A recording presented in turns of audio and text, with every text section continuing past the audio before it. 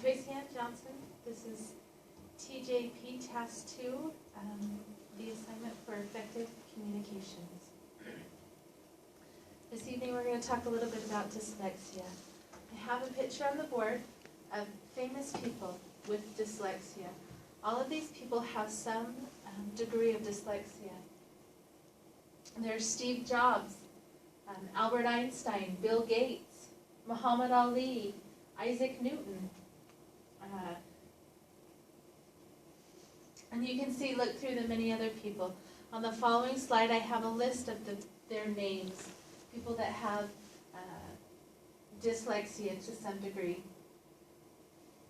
Dr. Sally Shaywitz in the New England Journal of Medicine stated that dyslexia is perhaps the most common neurobehavioral disorder affecting children, with prevalence rates ranging from 5 to 10% to 17.5%.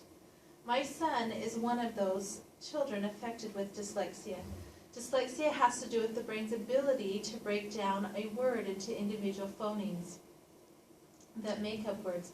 A curriculum based on phonics with a multisensory approach will help children with dyslexia retain or enhance their ability to remember and identify individual phonemes. A curriculum that breaks down the written language into phonological building blocks helps the child to decode the sounds that go with each phoneme. Once a child can link the sounds to the written letter, they can then begin to build words by sorting them and sounding them out. The multisensory approach addresses the brain's neural pathways.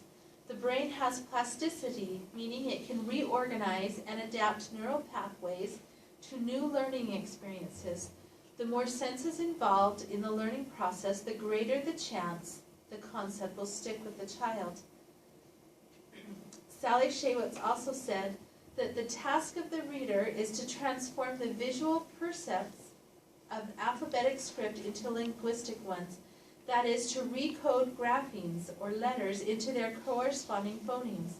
To accomplish this, the beginning reader must first come to a conscious awareness of the initial phonological structure of the words. Then he or she must realize that the orthography, the sequence of the letters on the page, represents this phonologically. In the following picture, there are some examples of what a child might see and how difficult it is to break down individual phonemes within words. In this one, the words are grouped incorrectly. And here the letters have doubled up. And in this one, the letters are wavy. And up in the top one, some of the letters have been transposed. They've been flipped. So they look incorrect. This is not an all-inclusive, these are not all-inclusive examples of what a dyslexic child might see when looking at the written word. But it does, however, give us an example of why it might take so much longer to decode a book. In the next one, this is the second half of what a dyslexic child struggles with. The first is identifying phonemes, and the second one is translating them from what they hear into the written word. So in here, there's misspellings. In this one, the words are again grouped incorrectly. And then again, there's misspellings in this. If we can teach a child to see the letters as phonemes, they can then sound out a word correctly. If they can sound out the word correctly, they can spell it. If they can spell it, then they can write it. If they can write it, then they can read it. It is a slow process at first, but with practice, the speed of decoding becomes much easier. Dr. Kimberly Copo of Cornell University taught that the brain plasticity is the ability of the brain to adapt and reorganize neural pathways as a result of new experiences or learning. Given what researchers know about brain plasticity, children, adolescents, and even adults may benefit from a behavioral intervention program. A multisensory approach to teaching children the written word qualifies as a behavioral intervention program. The following slide is an example of Edgar Dale's cone of learning. Edgar Dale created this cone over 30 years ago, and since there has been additional research that has refined this model and the specific percentages applied to each phase. But the main point is still valid today. You will remember longer and understand to a greater degree if you experience a learning concept in addition to reading about it. One of my most favorite quotes is from Albert Einstein. Insanity is doing the same thing over and over again and expecting different results. If a child does not understand the concept, having them reread it several times won't work. Try again with a different presentation of the concept, and if that doesn't work, try again in another format. At some point, the concept will create a new neural pathway and be remembered and understood. The following slides are just a few examples of multisensory activities.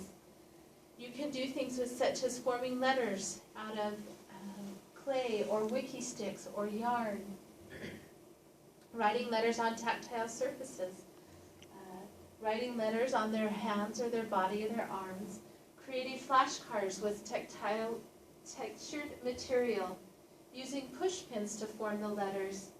Students can use their bodies to show answers and practice skills. Go ahead. Students create model concepts with manipulative material. So they talk about planets, but create a model of the planets or a model of the individual states and mountains and streams. Highlighting for tracking can help. Colored overlays will also help. Student-created art, images, text, pictures, and videos. Incorporate video, multi-image media, and small objects used as math manipulatives. Go ahead. There are so many issues that stem from a lack of fluency in reading.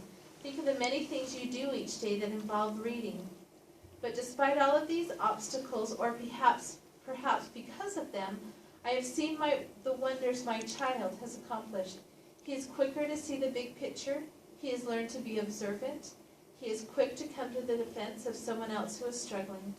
I believe that the gift of dyslexia has forced him to process information in a unique way that has allowed him to excel in all areas of his life. I see the same in my husband. I can read something and have a high rate of recall, but if I hear it, I don't recall it. My husband can recall speeches from years ago and almost word for word. This has proved a powerful talent in his life. Albert Einstein taught that everyone is a genius, but if you judge a fish on its ability to climb a tree, it will live its whole life believing that it is stupid. My point is that dyslexia is a learning difference, not so much a learning disability. If we can just change our teaching presentations just a little, we can make a huge difference in a child's path to learning. Thank you.